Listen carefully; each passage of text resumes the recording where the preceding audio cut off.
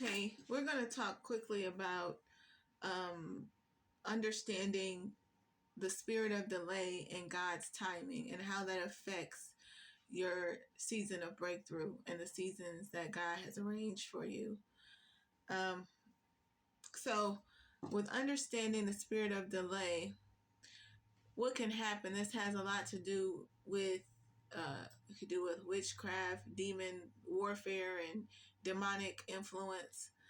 So the spirit of delay usually takes place when there's sin, right? There's sin somewhere, either your ancestors or you committed a sin, right? It doesn't matter if you're the victim of the sin or the perpetrator of the sin. It just matters that there was a sin, which means that when a sin happens, that means demons can come in and execute the punishment for sins, right? God says the wages of sin are death, right? So the demons have the realm of the darkness where they can, I mean, God can execute judgment on sin too, but usually um, it is the demons that carry out the punishment for sin.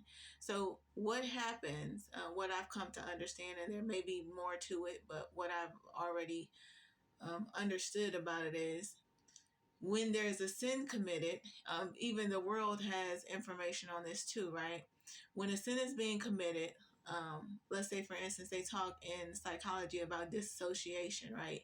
Where someone is experiencing a trauma or experiencing something that they don't want to be experiencing, right? And so then the victim, let's say, will disassociate themselves. A part of them will, it'll be like they're not experiencing it, right? They went somewhere while this is taking place. So we see this with multiple personality disorder where something is happening that's too traumatic that the mind can't process, right? Why this is happening. They have no understanding. That's why God, it says, and all you're getting, get understanding. Because when something happens that you don't have understanding, it creates a problem, a dis-ease, right? A mental disease, right? So, um, So at this point where a sin happens, right? So the victim a lot of times will dissociate themselves or repress the memory. A lot of times the memory goes somewhere to in order for them to cope and still function in reality while they can't understand what happened. So what happened with the sin was the demons got access to come in, and they take you to a place of a delay or of torment. There's different places. When God says that He is going to bring you back from all the places you've been scattered, when sin occurs, there's a scattering. There's a just like with the children of Israel, right? God is showing us a picture with the children of Israel. When they would sin, God would send them into captivity, right? So when sin takes place, parts of your spirit, your soul, which is your mind, your emotions, and your will, parts of your soul are then taken into places. You're not whole anymore. You're not at peace anymore, right? Because we know that wholeness, shalom, is the peace of God, meaning you're whole. But you don't have peace. You have dis-ease. You have disease when a sin takes place. So parts of your soul are then taken to different places and held there until, like God, Jesus said, He came to set the captives free. So until Jesus sets you free from these demonic places, you are not whole. And there are pieces of you that are scattered at different places, right? Different places of trauma where things happened, right? This is how there's a remembrance of sin. Like, remember when God said He won't remember your sins anymore? Um, but before that time, when you think about memories, right? Like in your mind, like when you listen to people who research and study the brain, there is a place, well, you know it too, because you can recall your memories, right? So your memories are in a physical place. Well, your memories are in a place, a real place. And the representation of the memories being in a place in the physical realm is the fact that you have memories stored in your brain. Like they can tell you where certain regions are in your brain and what, all of that. So, and you know that they're stored in your brain because you can recall them, right? So But those memories are not just in your brain. The spirit realm is the parent realm to this to the physical world. So things start in the spirit realm, and then the effects of that, if they get here, if you don't stop them or you don't block them, if you don't have access to bind and loose and to change what is going on in the spirit realm, they will manifest in the natural realm. So when sin takes place, you are held at that place. They talk about this a lot in psychology. See, they understand a lot of things, but they don't recognize God as the source. But they talk about how you are stuck at the age that the trauma happened. So a person can be 30, but they haven't gotten past. They're still suffering from the the trauma and the offense that happened when they were 5 or when they were 13, right? Or when you do drugs, right? You stop progressing, right? And they say that you are stuck there at the age where you begin to do drugs and you get stuck into a loop, right? Where you're not really processing, you're not learning, you're not growing for a lot of people.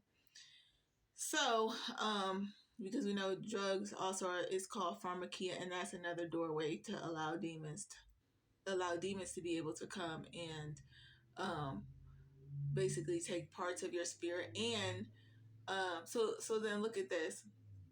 So when you are in these spiritual places, not seated in, like, so some of you can be seated in heavenly places, and then some of you that you have that have been used in sin, right? Some of these memories, some of these traumas, right? They are actual places that your soul is in the spirit realm, right?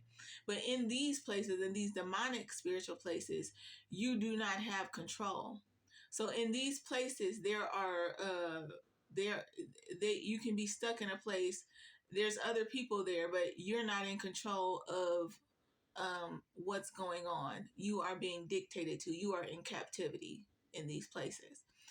And so it's so the spirit realm is so interesting. How do you begin? So now we want to know, how do you begin to break out of these places where demons have control over parts of your soul, your will, your mind, and your emotions.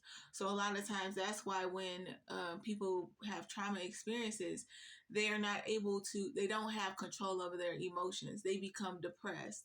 They become suicidal. Or they can become narcissistic, which they make a pact where, okay, it's all about me now, and I'm going to, not care about anybody else because I was hurt. I'm going to just do, if I have to hurt people, whatever happens, I don't care anymore because, I was hurt and I'm not going to allow myself to be a victim anymore. So there's lots of different ways that people can react to trauma and begin to act out of a place of unhealedness and not whole, whatever that word is. Okay, not being whole. So what do you do? Also want to talk quickly about unforgiveness, right? So this is what, people talk about unforgiveness and about the poison thing.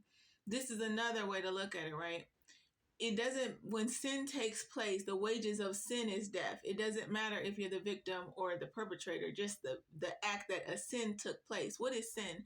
Sin means that something happened that missed the mark of God. It missed the perfection of God. It is not in line with God's will, right? It doesn't matter what side it was on. If it was done to you or not done to you, if a sin occurred, then then the result is going to be death for the victim and for the perpetrator, okay, because the sin happened.